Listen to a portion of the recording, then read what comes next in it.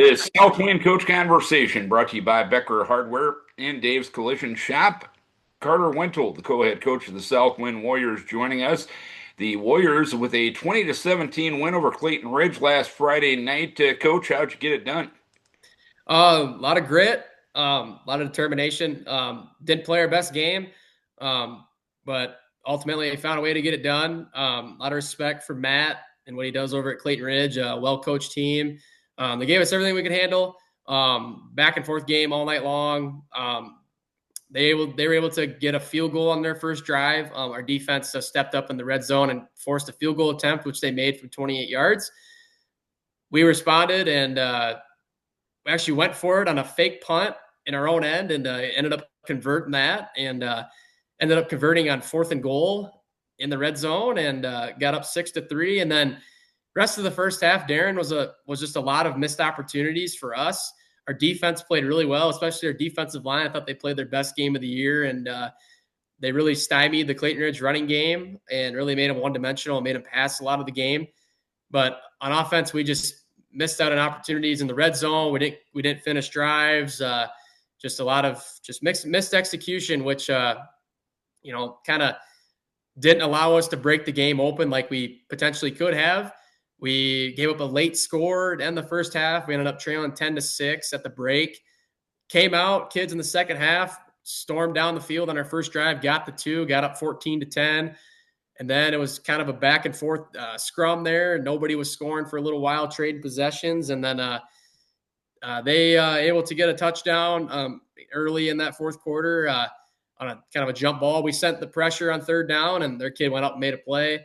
And then we had a turnover on our next drive, and they had it inside our 30, and we were able to stop them on downs and drove the length of the field and scored with 4 minutes to go on a deep passing play. And they were able to bring it down to our red zone. And on 4th and 7, they called timeout, and was kind of thinking, well, are they going to go for a 30? It would have been about a 35-yard field goal, or are they going to go for the first down? And ended up coming out and going forward on offense. And they came out in a condensed set, and we were screaming at our boys, hey, they're going to run mesh because we saw it on film. That's a play I like to run out of a condensed 2x2 set. And we just manned them up in the secondary, and Eric Grieve came through and had a huge pass breakup, which gave the ball back to us. And we were able to salt away the last 1 minute and 9 seconds of the ball game, and got away with the 2017 homecoming win. And you talked about some of those missed opportunities on offense. What's going to be the difference between just driving the football and finishing those drives and getting some points? Well, I think it's a mindset, Darren. When we're down inside the red zone, we got to think we're coming away with a touchdown. We got to think that way.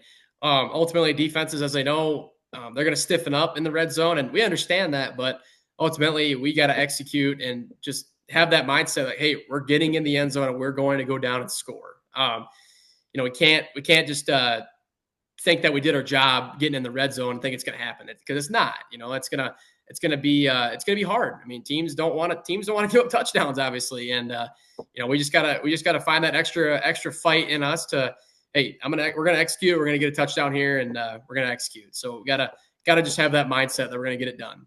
And defensively, you didn't force any turnovers, but you mentioned the stops in the red zone. You also had 7 for tackles for loss and a couple of sacks. What has allowed your defense to keep moving in the right direction as the season has progressed?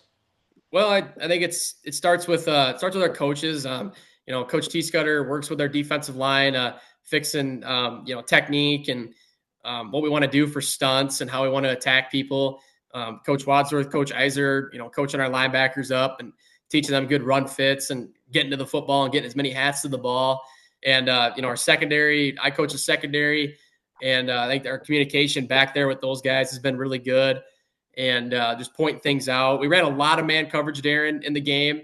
Our zone defense just was not where it needs to be. So hung our hat on a lot of man coverage in the second half, and our guys were really good about latching on and not getting beat deep. And our front seven was able to get home and able to create a lot of havoc on their quarterback and get him out of the pocket and put pressure on him. And that's ultimately what won the game. We got a lot of pressure on their quarterback, and we were able to lock up on the back end and ultimately just make it really hard for them. And they only made some plays. Don't get me wrong. They made some plays. Tip your hat to them. But our guys were just able to just make a little bit more plays and ultimately make them one dimensional. Like I said earlier, they only had 64 yards on the ground, and basically when you know a team is going to throw the football and play one dimensional, it allows you to get exotic on the defensive side and send heat and stunt and just do things that that's going to be trouble for them to pick up. So I was happy for our guys executing on defense and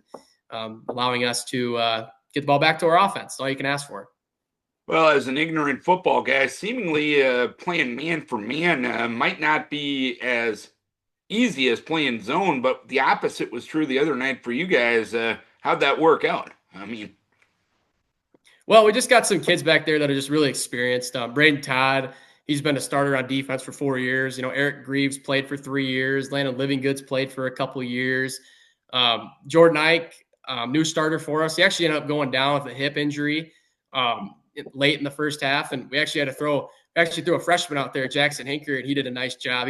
He's a pretty quick freshman, and he did just fine back there. He was in the right spots, and I didn't think the moment was too big for him. Had a good pep talk with him on the sideline before the second half, and Jackson did a nice job back there, and we also had 2 more freshmen that played in the game as well. Sid Hesse played some linebacker for us due to an injury, and Court Steffens, another freshman who did play as well on the defensive line, getting us getting some good pass rushes in there, and so leaning on some young guys, Darren, who weren't afraid of the moment, and just their confidence level is high right now. And as a coach, you got to love that. So playing with confidence and playing well really speaks volume to our guys and their preparation and just their willingness to get better every day and their willingness to just go make plays for each other.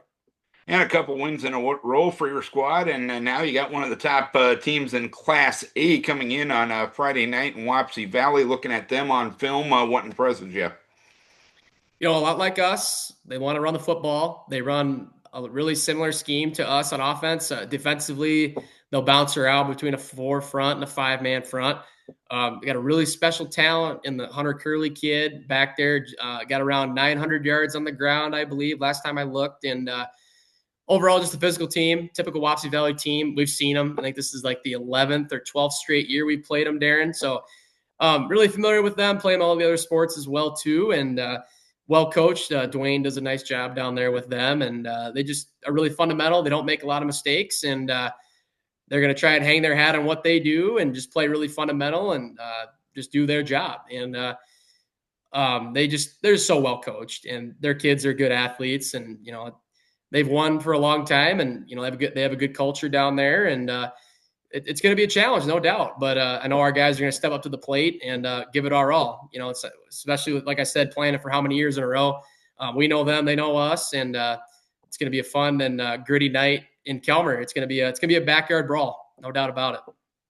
And this might be a silly question, but I know in Class A football with the uneven districts, you get your non-district games at different times in the season. This is a non-district game. Is the mindset or the thinking any different, or can you really afford it to be any different this deep into the season?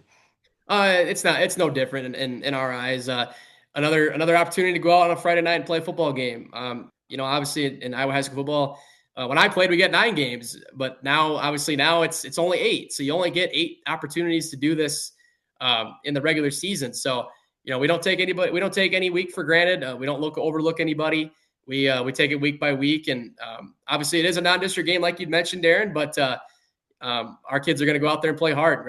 No matter if it was different, if it was a district game or a non-district game, our kids are going to attack the week like we normally do, and going to go give it our all. And it should be It's going to be a fun night in Kelmer. Can't wait for it. Well, you did play high school football like a whole 6 years ago, so that was the old times, right? I guess so, Darren. Yeah, when you're comparing the times there, yeah, no, it feels like yesterday, but man, can't believe it's been 6 years. So No doubt about it. But hopefully you can keep the positivity going, keep kids healthy. We wish best of luck this week. all right, Darren, thanks for the coverage, man. Go Warriors. Carter Wenthold, co-head coach of the South Winn Warriors. This conversation brought to you by Becker Hardware and Dave's Collision Shop.